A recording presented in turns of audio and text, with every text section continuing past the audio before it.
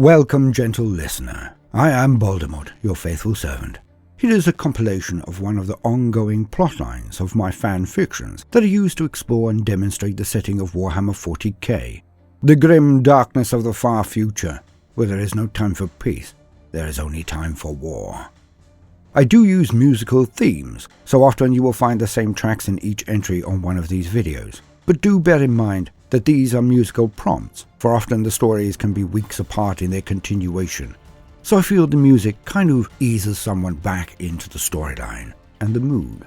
Many an entry is the result of a vote, as I will leave many a tale on a cliffhanger, and then get the gentle listeners to forge the narrative by voting in the comments, so they can control the direction and events of the story. So, if you enjoy any of these stories, then do watch the weekly entries on the guides and prepare to exert your own influence and vote on the storylines.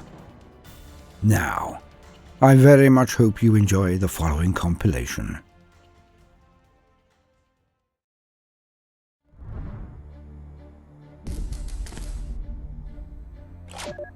Welcome, gentle listener. I am Baldermort, and I wish to introduce you to the factions of the Warhammer 40k universe. I hope you enjoyed my introduction to the Imperial Guard, the Astra Militarum. So, now let us explore the faction in more detail.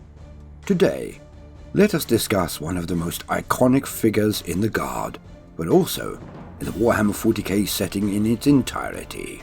Today, we shall discuss the Commissars. The entire 221st Born Regiment was present, column after column of Imperial Guard as far as the eye could see, the ranks as deep as an ocean.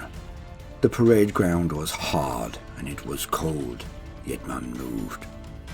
They had been waiting for more than an hour as the one man simply stared at them. Some could barely make him out, but all looked. Commissar Rikart was stood upon a raised platform, alone except for a huge vid display behind him. It dwarfed his form, swathed in black overcoat and black peaked hat as it was. His eyes seemed to be the only thing that anyone could see, but they were enough. They cowed all who met them, no matter the distance. All present knew he was staring at them. Just them. This one man stared down an entire regiment for over an hour before he took 2 steps forward. Upon his moving, the entire sea of men and women before him involuntarily went to take a step backwards, but none actually moved.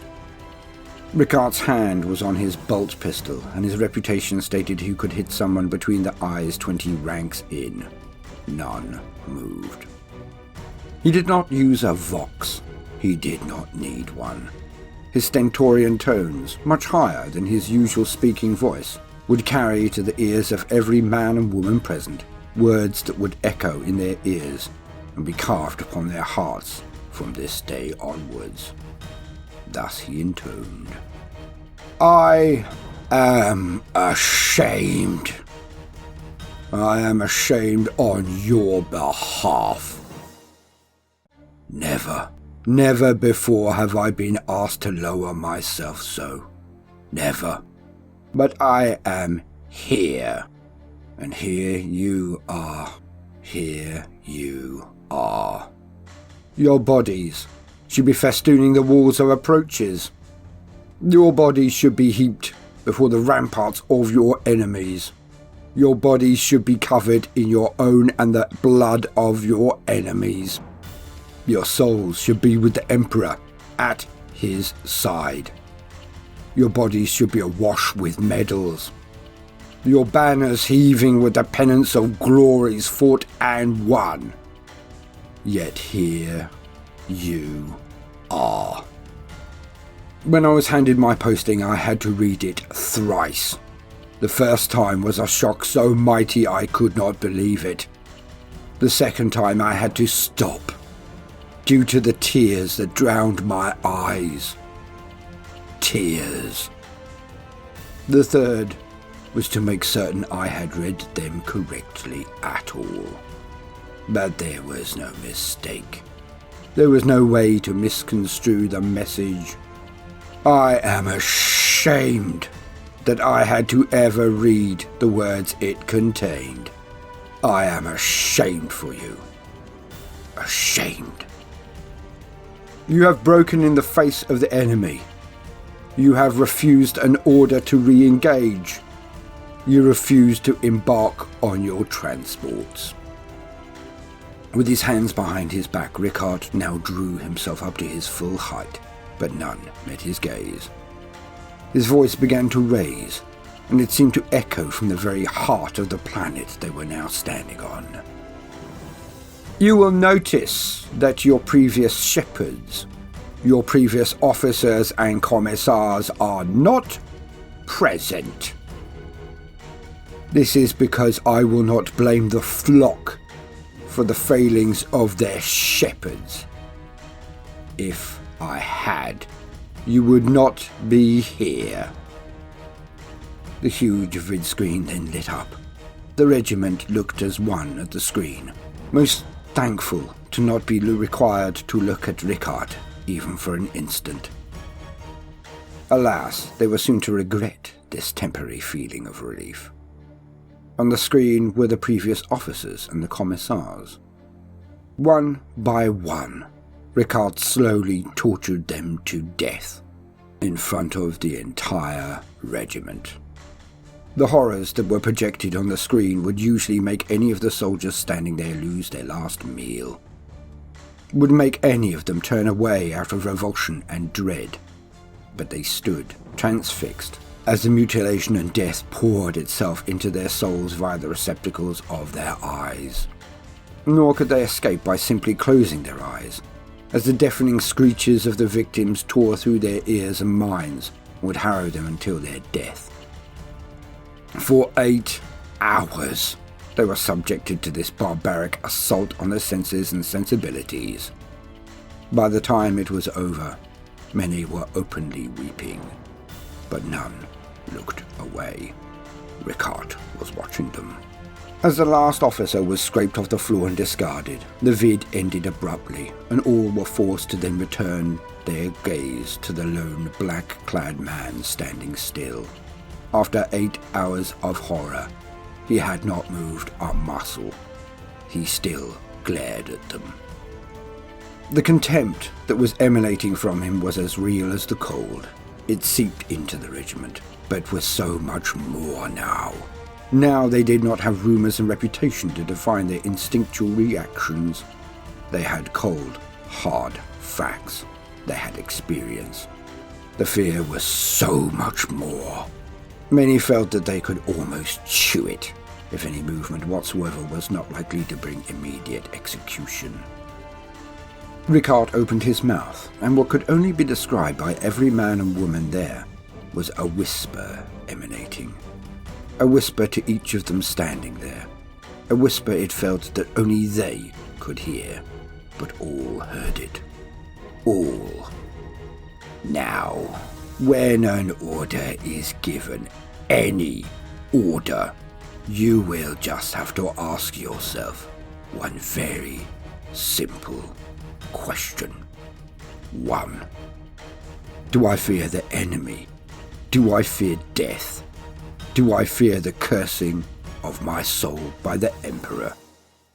Do I fear these things more than me?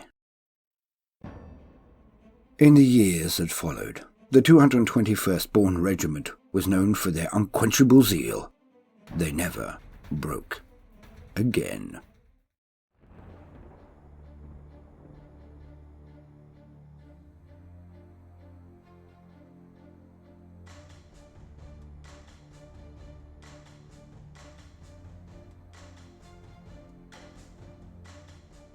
Staring from under his peaked cap, Commissar Rikart was not impressed.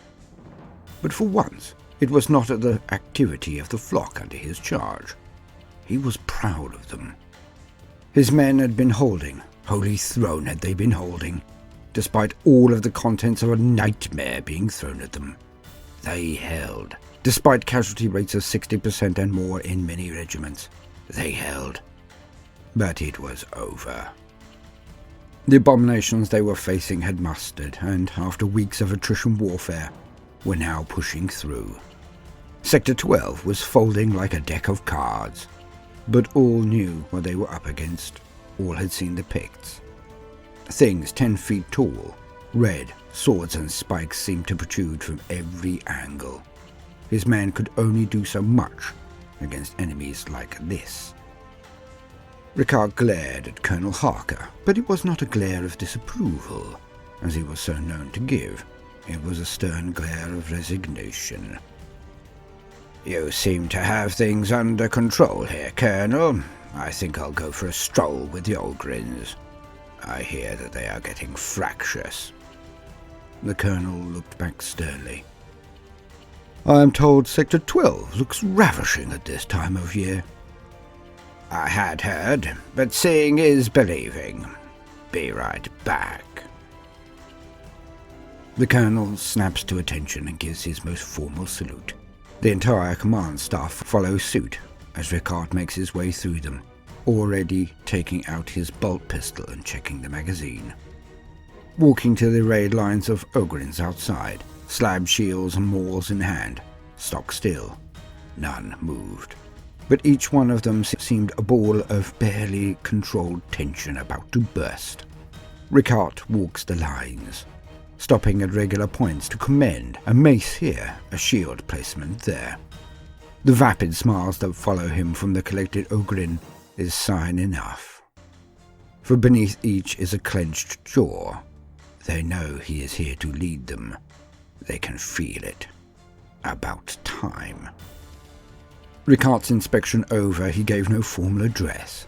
He just looked at the lines of Ogrins and drew his sword, and turned his back on them, then dropped it and began to walk. Behind him, the feet of the Ogrins made the cadence of a mountain marching, the ground practically groaning under their feet as over 200 Ogrin move as one to the fore. But Rikard does not move from his position to the front, does not avail himself of the wall of protection it should give. No, for Rikard, the Emperor protects.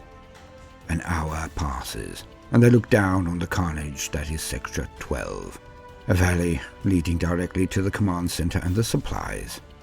If it falls, all is lost. Beasts of blood and fire, denizens of darkness abound. They are everywhere.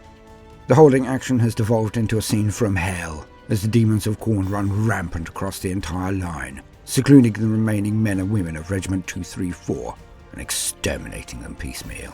With but one word, a scream of "Charge!" Rikard charges down the hill into them, a mountain of muscle and mass behind him. Rikard dived into the first opponent, taking its head with his upward swing of chainsword, his bolter barking before his feet even touched the ground. All around him, Ogrins then crash past him, bowling over demons and then hammering them to the ground. It is a valiant effort, but doomed. The Ogrins are outmaneuvered and brought down one by one, but the game changer is the appearance of a greater demon. Its back like wings, carrying a bulk so large it could swing its axe and slice a Lehman Russ battle tank in two. Before it, ranks and clusters of Ogrins die, reaped by this harbinger of doom. Rikard leans on his chainsword in a brief second of respite, deactivating it so he can take in the battlefield. It is over.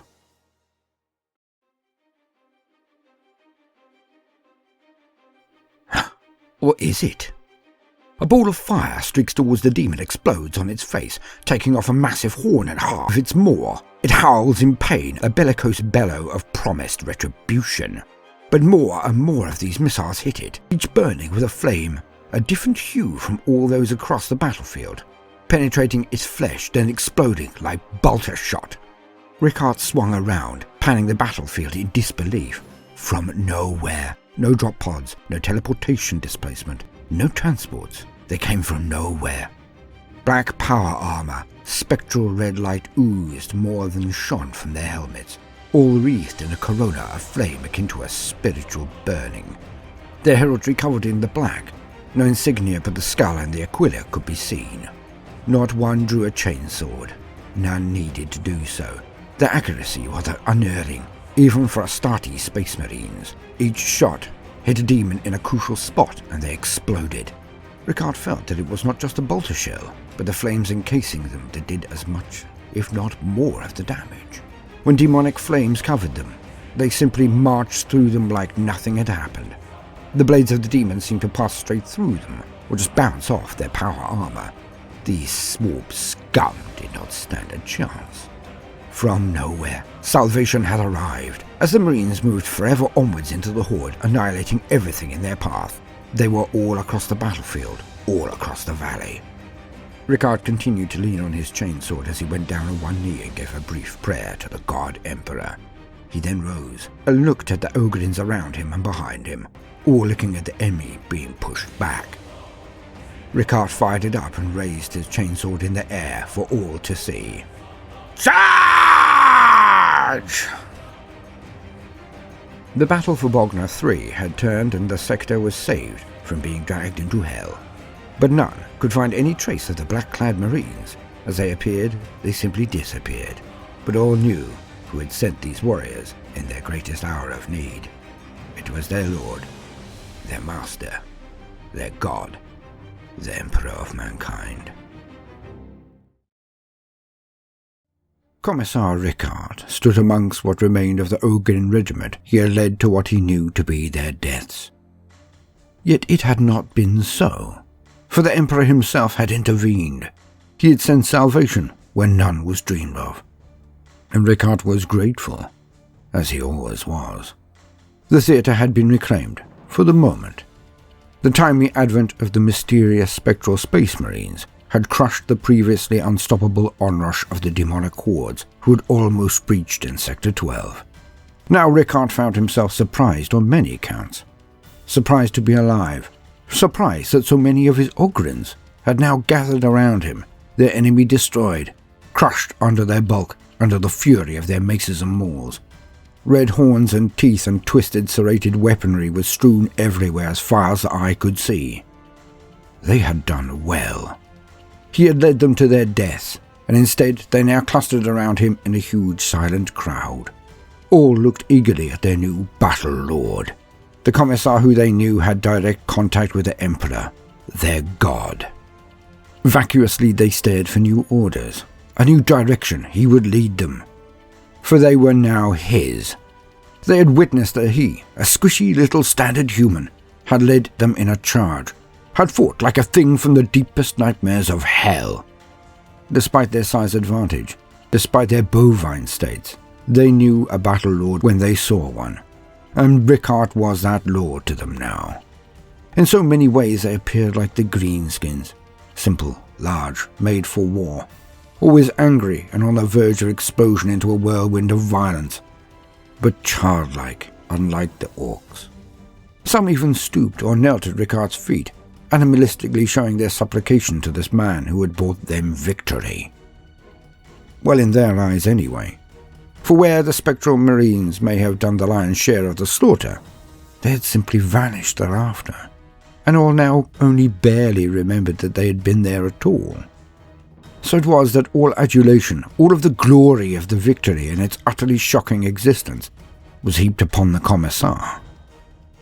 Rikart looked around him, turning on the spot slowly, so he could see all, and all could see he was about to address them.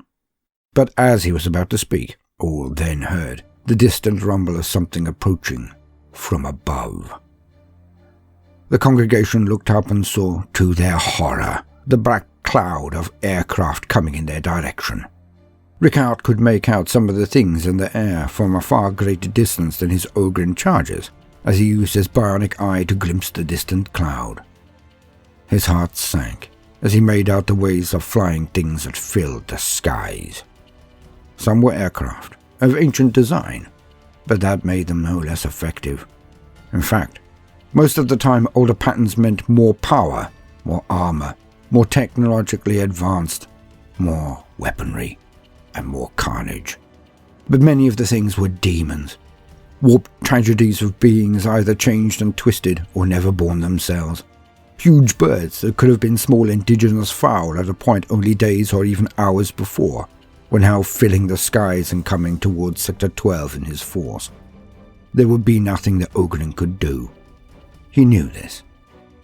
The enemy would dive down on them and terrify the childlike Ogren, the flapping disconcerting them, the diving attacks not spotted or defended against in time. Their eyes would be pecked out, their throats gouged into ribbons by a million beaks and talons. They would break and run, and the few bombers and other aircraft in this cloud would kill them with impunity. And there was not a damn thing Rikart could do about it.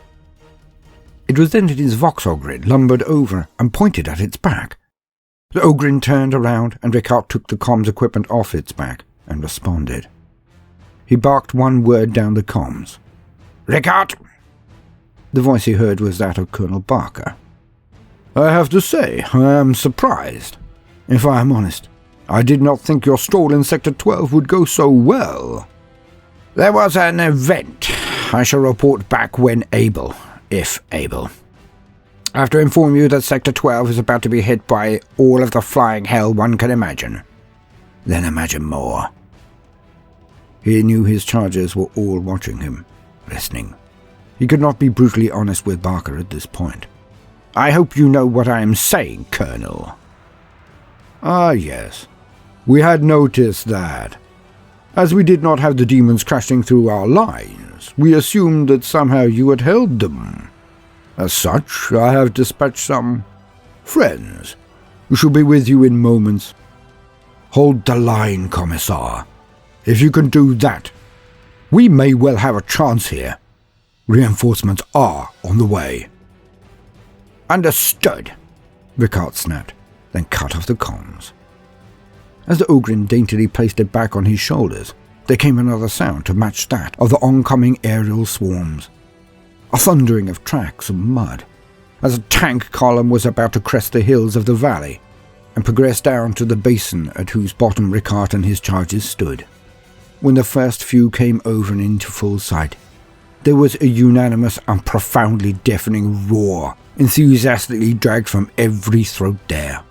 For some reason, caught up in the moment as he was, surrounded by childlike euphoria, Rikart himself raised his power sword in the air and bellowed along with his charges. The Ogrins stumped each other on the back and laughed, and then turned and started making rude signals at the oncoming thunderclouds. Some dropped their weapons and opened their stances and gave obvious "come on then" signals to the skies. For they had come, an entire column of them. Hydras. Rikart took command and blew on a whistle. At this, his charges all looked at him once more, but beaming now in undiluted joy. He ordered them into lines and they surrounded the vehicles, as a score of hydras now sat in the bowl, and as one. They had quad guns, two on either side of the turret, whirred up as they elevated to take aim at the skies. When the dark clouds of demons and traitors finally came into view, they were already in range as they crested the valley lip, and the Hydra commanders wasted no time at all. Each Hydra fired up its twin-linked Hydra autocannons and let loose. The air was filled with a barrage so profuse, so intense, so vicious, that it seemed that there was not a meter of the sky that was not covered by their fury. Flying things exploded under impact of the shells, blood raining down in waterfall-like amounts as the adversaries were torn to ribbons. The vehicles, older fighters and bombers, mostly broke off and zoomed in either direction, left or right or up, trying to avoid the hail of death. But the tracking systems of the Hydras left nothing past. Rikard looked up and witnessed his salvation. His Ogrins were stood in lines, as they had been trained, but all looked up at the carnage like a child watching fireworks. He could feel the electric buzz coming off them with each passing moment, and soon it was over. The skies emptied, either by fire from the Hydras, or from the traitors beating a hasty retreat from the fusillade, back to their caves and caverns. The attack again had been broken. Rikart motioned to his comms Ogrin and picked the handle from its back. "Rikart, attack broken and retreating. Thank you for the spectacle, Colonel. Now, if you have no burning objections, I feel my boys have a bit too much energy to be bringing them back to camp just yet. About time we took back the initiative. We'll be heading into Sector 13 now. Backfill us and support our push.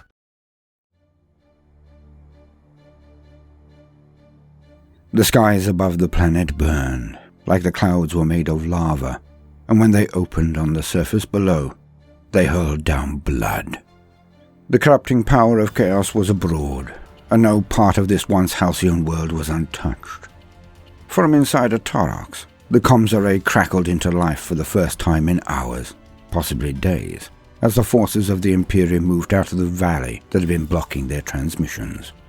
The signal sung out inside the vehicle, and the voice of Commander Harker came out.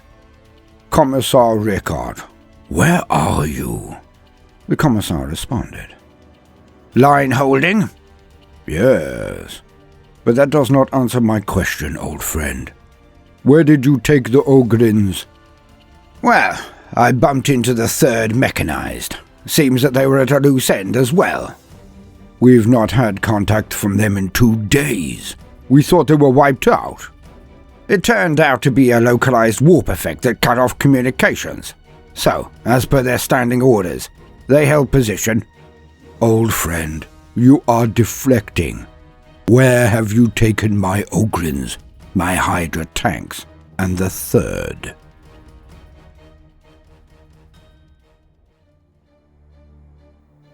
Commissar Rikard was now in the lead Thorax APC as they charged across the ash plains towards the High City, at the very heart of the invasion. But it was no invasion involving ships and armies and landing craft. No. This was an invasion from beyond the veil, from the dark realm that sits atop our own, where terrible entities usually sit, salivating at the prospect of entry to our dimension.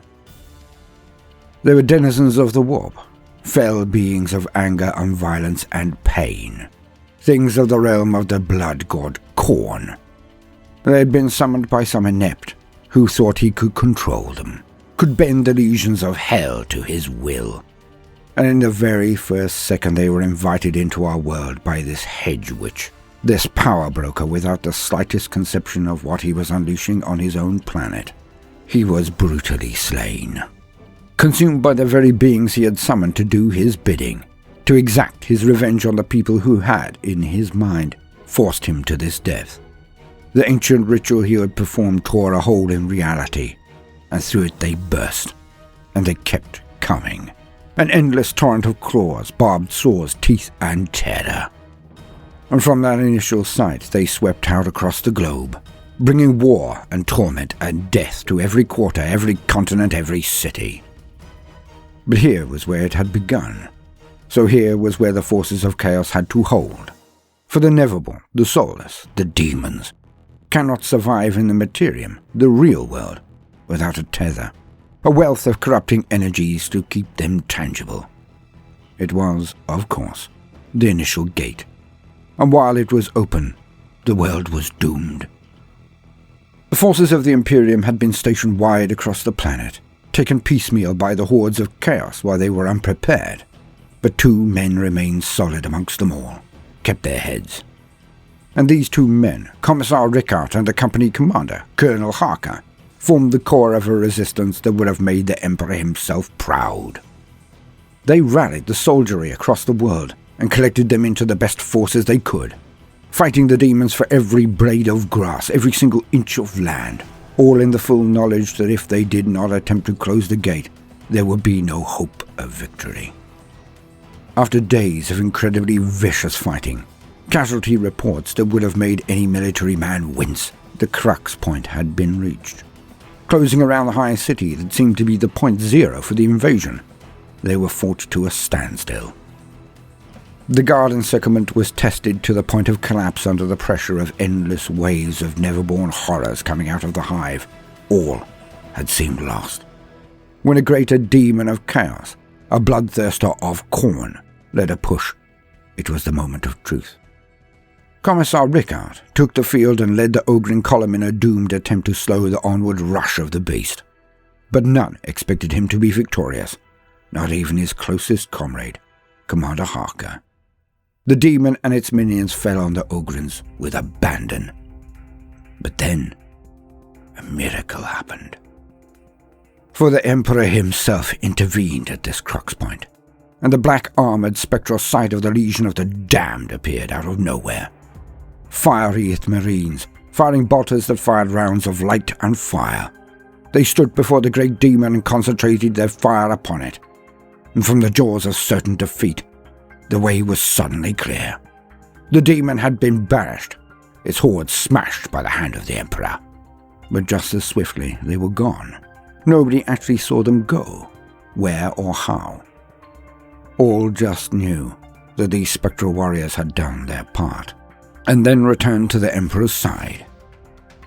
Rikart saw the demons had not given up yet, and sent a sky full of screeching furies to take revenge. But it was then that Rikart and his Ogrins were saved again, as Harker's dispatched reserves took up position around them. Hydra tanks, anti-aircraft vehicles. They diced the oncoming waves of flapping horrors to such an extent that the things wheeled on their wings and fled back from whence they came. Making the most of the unexpected fortune, Rikart had moved forward with his Ogrins and the attached hydras. He soon discerned that there was a clear path to that hive itself. The chaotic battlefield was a mess, but one that favoured the Guard just this once. Without the central will of the bloodthirsty demon to direct its minions, they were just beasts of unbridled fury, which meant that they did not act as an army. Nobody was in charge, so none of them saw that this one causeway towards the very beating heart of their new one realm was open. Rikart had advanced cautiously, but slowly, as the Ogrin, despite their prodigious size and stride, were difficult to mobilize. Rikart cooed and encouraged them forward like a father, but it was slow going. The gap would be closed soon enough, just by the amount of warped scum that were appearing through the gate. Rikart had to exert every iota of his willpower to not blaze at the cumbersome beings he led. It was taking too long. It was then that they turned into one of the smaller valleys that led up to the vast hive, and found yet another miracle. For the 3rd Reserve Company was alive, battered and beaten, but bravely holding the ground that they had been instructed to take, despite not having contact for over 2 days with Colonel Harker. A localized phenomena, a warped disturbance in the atmosphere that had negated all communications. It left them with their orders, and the sinking feeling that they may well be the only formation remaining on this world. Most of the elite fighting men of the Third Born had been slain holding, but their vehicles, their thoraxes, were intact. Without a second of hesitation, Rikart commandeered the whole formation and all of their transports. It was now or never. It took far longer than Rikart liked to get the childlike Ogrin into the vehicles, but it was eventually done, and Rikart took off toward the hive at top speed. In the thoraxes, this was as fast as one can get outside of a Valkyrie airlift. It was only when they broke the cover of the valley that their comms array sparked into life. The signal sung out inside the vehicle, and the voice of Commander Harker came out. "Commissar Rikard, where are you?" The Commissar responded. "Line holding?" "Yes, but that does not answer my question, old friend. Where did you take the Ogrins?" "Well, I bumped into the Third Mechanized. Seems that they were at a loose end as well." "We've not had contact from them in 2 days. We thought they were wiped out." "It turned out to be a localized warp effect that cut off communications. So, as per their standing orders, they held position." "Old friend, you are deflecting. Where have you taken my Ogrins, my Hydra tanks, and the Third?" "I am less than 2 clicks from Pandora Hive. Harker, there isn't a man-jack or ball of claws and teeth between me and that wall." "By the throne, and he who sits on it." "How?" "You got it in one. By the throne, and he who sits on it." "No time for chit-chat, Harker. Can you do anything to draw their attention? Anything at all to reinforce us?" "Yes, we will draw their eye, old friend. Get in there, Commissar Rikart. End this." "Emperor willing, Rikart out." With that, the commander turned to his staff and gave but one order. A single barked command that rang out across every vox in the army. "Full attack!" With that, across a front of over 50 kilometers, the men and women of the Guard got up from their trenches and bunkers and hardpoints and charged the horrors from the warp. If that would not draw their eye, nothing would. Rikart looked at the hive from across the plain. He took out his magnoculars and concentrated on the huge walls in front of him. After a period of adjustment, the stark relief of what was happening hove into his view.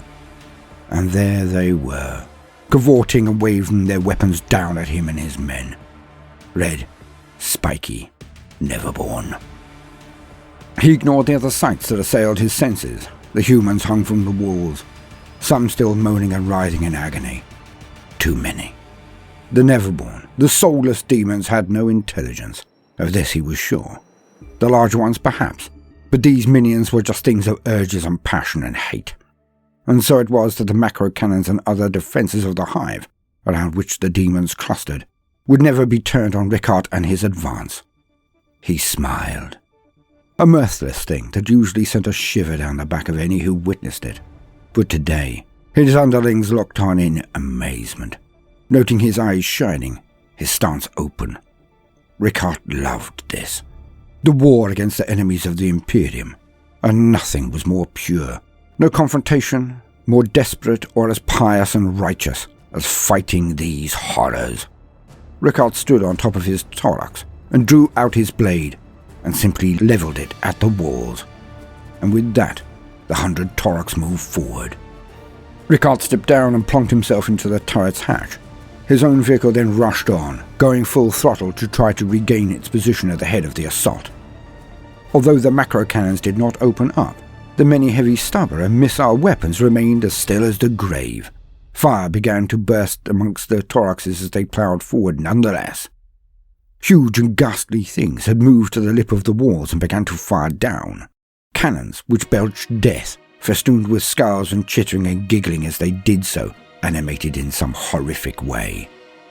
But the surprise was not always against the Imperium, and when the thoraxes made it to the walls, at half the time that chimeras would, their strength came in again. As the transports came to the base of the walls, they sped towards areas that had elevation or ramps up to the walls. By dirt, rockcrete or even buttress outcrops, the thoraxes then magnetized their tracks, and they just drove up the walls. Each member of the caravan crew were crushed into where they sat as they ascended. The soulless hurled down bodies, boulders, fire from their living artillery, and even tipping some of the weaponry that they could have used to devastating effect. Some even just jumped down on the thoraxes in an attempt to get inside and slay all within. All the while, the thoraxes fired up with their autocannons, some with battle cannons, some with missile launchers or Gatling cannons, dicing all those beings hurling down at them. But onwards the thoraxes scaled, until finally, the first of them crested the top. As each of the vehicles slammed down over the top of the edge, they were surrounded by warp spawn. But the elite assault troops of the Third Born were armed with melters and flamers aplenty, so when they threw open their own doors, the milling and massing demons were blown to pieces. Where this failed, the doors opened to enraged Ogrin, charging out with their maws and maces sweeping all before them off the walls, either into the plains or into the high city below. The walls were soon taken. The thoraxes now rolling over the edge and down the walls into the hive, firing down and out at anything that presented itself. Rikart positively grinned as he saw the cathedral at the centre finally hove into view. This surely was where the base things were coming from, the centre of the storm, and he was in the last stretch.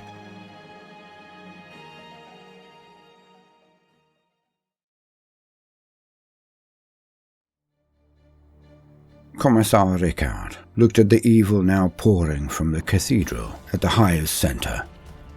The tides of red twisted spiked flesh and gnashing teeth that issued forth. An assault on the senses, an assault on his sensibilities. Rikard had led his men over the walls of the hive in thoraxes into the very heart of the demon infestation. He looked again, and his men stood behind him. They had the heavily armoured personnel carriers, a large contingent of the hulking but simple Ogrin, and the remains of the Third Mechanized infantry. Rikard had a long history with the troops of Born, They knew him well. He had turned them around, found mutineers and a formation known for cowardice, and reforged them, broken them, and rebuilt them. And they knew his mind. At the head of his forces, he turned around and said the words they all knew were coming. "Time for the ladder!" And so they formed up. They knew what to do. They were about to perform what the lads called Rikart's ladder, the do-or-die formation.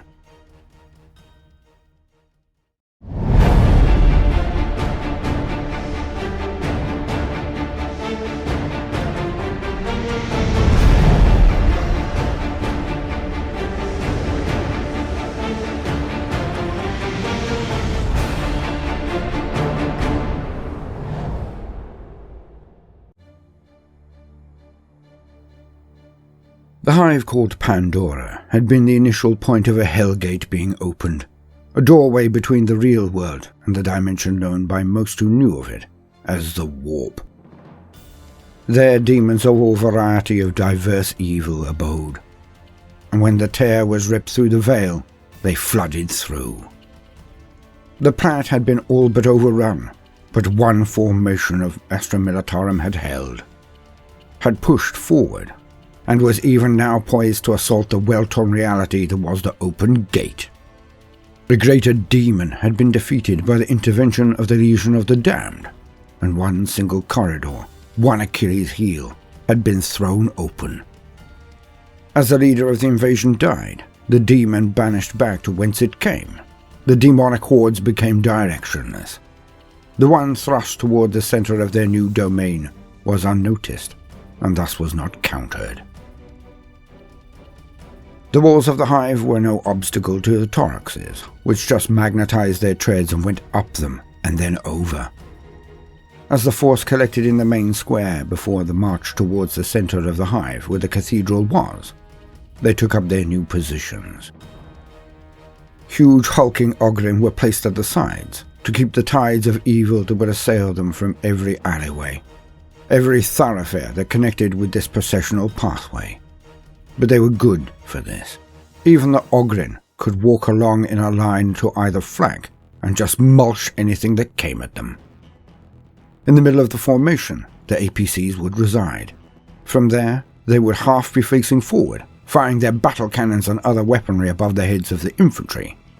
The other half would be reversing up from behind them, facing backwards and doing exactly the same. The infantry, the Third Mechanized, were arranged into ranks as wide as could be managed and 5 deep. This was at the front, but the back also. But they would walk backwards, doing what the front were doing, but in reverse. With the ranks now prepared, the ladder began. Rikart walked to the front of the force, 5 paces ahead of his dense blocks of men and machinery, even in front of the side Ogryn. From there, he raised his sword and steadily walked forward. All followed suit. When the hordes of chaos beasts began to close, he would stop. He edged a line in the ground with the flat of his blade, indicating that the enemy would not pass that line, but also to show that they would fire from this position for a short period. It was a rung on the ladder. Rikard then raised and lowered his sword, indicating when each rank of those behind him should fire. As his blade dipped up and down, those laying down, then those crouching, then those standing, all fired one after another. A near constant barrage of ranked fire barked out from the lasguns in volleys that laid all in front of them waste. For if the shots of the first rank failed to stop anything, the next 2 would do it, or the combined efforts of all. Rikard judged when they had culled enough, had made enough space to take another step on the ladder. He would then take about 5 to 10 paces forward, in which time those behind should advance slowly and calmly at his pace. He would then get to the next rung of the ladder and repeat the process, digging a line in the ground again. The heavy firepower of the thoraxes and the massed volleys of the lasguns smashed all in front of them. Then they would advance again. The ladder was slow going and incredibly risky. Densely packed like a nut. If anything cracked the nut, no room to move, to retreat, to withdraw, or to countercharge. The forces of chaos would wipe them out to a man. But nothing killed the enemies of the Emperor more quickly or more effectively than the ladder. The Born troops also had suffered many casualties, so those who remained had an abundance of clips for their lasguns. It was another prerequisite of the ladder, for if they ran dry, it would mean the fixed bayonets would come into play, but that would signal their destruction. These were chaos forces, demons from the lowest, most twisted and hateful blood-drenched levels of hell. The forms of the demons changed as the ladder progressed. It went from twisted cultists assailing the sides, easily brushed away by the Ogren flanking forces, but now dog-like quadrupedal red hellhounds were rushing at them in ever-increasing numbers, only to be replaced by the taller humanoid forms, wielding twisted and serrated blades. All the while Rikard stood out in front, those directly behind him firing to his sides. If they should fail, if they should not shoot accurately, and some get through, the Commissar was a dead man. And despite how much he was feared, he was also respected. They fired true. At one point in the ladder, Rikard felt that the men were not firing fast enough, so he actually got to his place and turned his back on their enemy, while bobbing his blade up and down swiftly, all the time glaring at his men, just glaring at them, while all of the legions of hell were pouring at them from just over his shoulder. But after the waves were called faster, he did not do this again. And thus the ladder moved ever onwards, the rear being assailed every bit as ferociously as the front.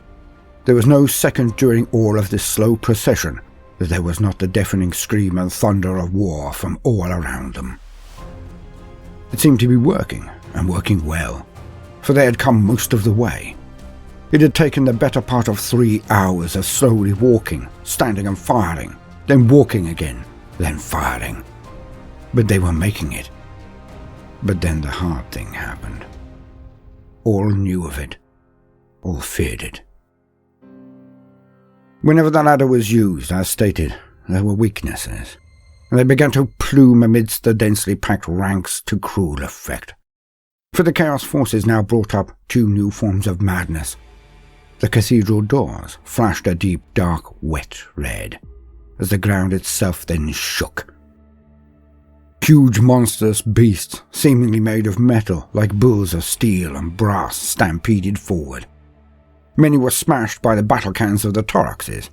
Many more were hit by volley after volley of lasgun fire, like a million small fireworks being thrown at them. Individually, these shots did seemingly nothing, but combined, they were the death of 1,000 cuts. They were like being drowned in tiny explosions, like a child using a lens to burn insects in the midday sun. The collection of them made the metallic beasts heat and burn and then explode. Alas, as stated, that is when huge balls of infernal flame began to plume amidst the tight-formed ranks and columns, and men burnt to a crisp. Unable to evade or even duck effectively due to how densely they were packed, no give at the sides or to the rear. The explosions hurt badly. Rikard swiftly reacted and himself turned, slashing his sword again, so that his men knew to withdraw.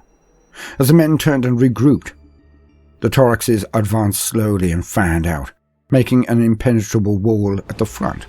They moved forward slowly, smashing into warp horrors.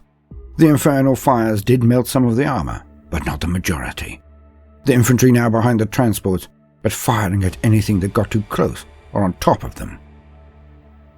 A new wave of metal bulls, these blood crushers of corn, barreled out of the cathedral, passing the lines of strange cackling things launching balls of fire into the guards. It seemed to be a standoff the guard were losing.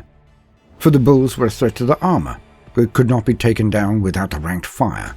But the ranks would be culled in moments if they came out from behind the thoraxes, due to the skull cannons. Nor could they dally.